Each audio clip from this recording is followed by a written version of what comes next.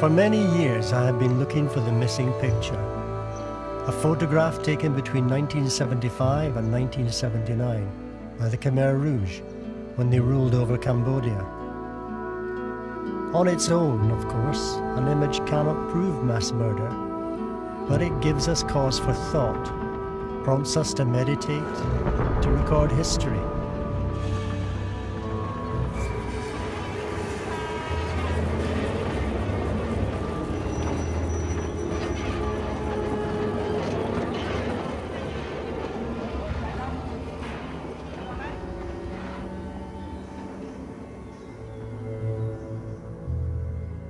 I searched for it vainly in archives, in old papers, in country villages across Cambodia.